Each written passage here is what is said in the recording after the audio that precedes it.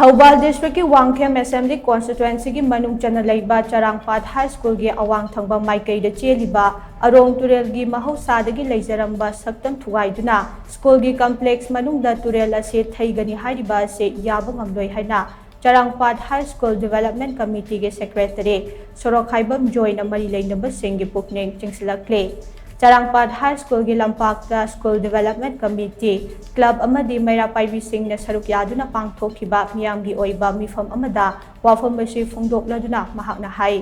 तुरेल असिगी महौसाना लेजरंबा सक्तम बसी थुगाइदुना school असिगी campus fauna थैरकलबदे लैकाय असिगी इमुंग कयादा खुदोंचादबा कया अमा मायोकना हलगने तुरेल असिगी हौरकफम असे चरांगपाट हाई स्कूल दगे नोंपोकरोमदा सुपनतगी किलोमीटर अमा फादबा खुल अमगी मदोलदगे हौरकपने तुरेल असिगी अवांग थंबदा लैरिबा सेलोम लौकोल दगे इसिंग अहेनबा चिथोफम ओइना तुरेल असे लैरकलिबने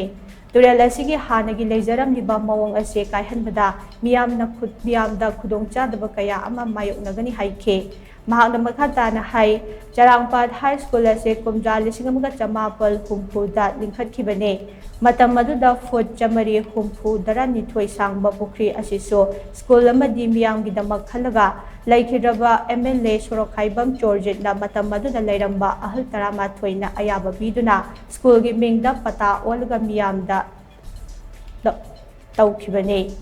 कुमजा लिसिंग अमगा चमापल की ममांग अमसुंग मतुंगदा पोकपा अहलसिंगना स्कूल असिगी मखा थंगबदा तुरेल चेलमी हाइबगे वाफम अमता पलंबा लैते इपान थागी मतमदा लोकोलदगी चेंथरकपा इसिंगना लैरिबा तुरेल असे पाथादुना चेलिबने इसिंग अदुबु कलवर्ट मचा खरना इसिंग चिथोकनी हाइबसे वाइल्ड स्कीम अमा ओइगनी हाइखे अरोंग तुरेल तौबुगी मायोक्ता ममांगदसु Charangpat high school development committee local club ना मणिपुर की चीफ मिनिस्टर थौबाल डिस्ट्रिक्ट की डीसी वाटर रिसोर्सेस डिपार्टमेंट अमसुंग थौबाल पुलिस स्टेशन दा वकत कया थाख्रबने मदुगी मतुंग इन्ना थौबाल डिस्ट्रिक्ट की डीसी मसामक लाक्तुना हौजिक चेलिबा तुरेल की मवोंग असे येंगसिलंबने हौजिक चेलिबा तुरेल की फिबम असिदा रिपेयरिंग तौबना अफबो ओइगने अदुगा स्कूल की लैरिबा पुखरी असिसु निंगथीना सेंगदोकलगा इसिंग थन्ना थमदुना मियामना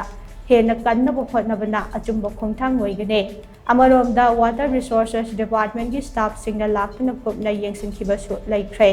वाटर सप्लाई की इसिंग लौफम दे तुरेल असिगी मफम अमदगी हेक्ता लौबा यागने तुरेल असी तौदुना थैदोकनबा लेंगाकी माइकैदगी अयाबा पीबा नत्रगा वर्क ऑर्डर न चिंगबा अमता पीखिबा लैते हाइनसु फोंदोकलमखे हिरम असिदा चीफ मिनिस्टर ना अहेनबा मिटिंग चंगबियो हाइनसु महाकना मखा ताखे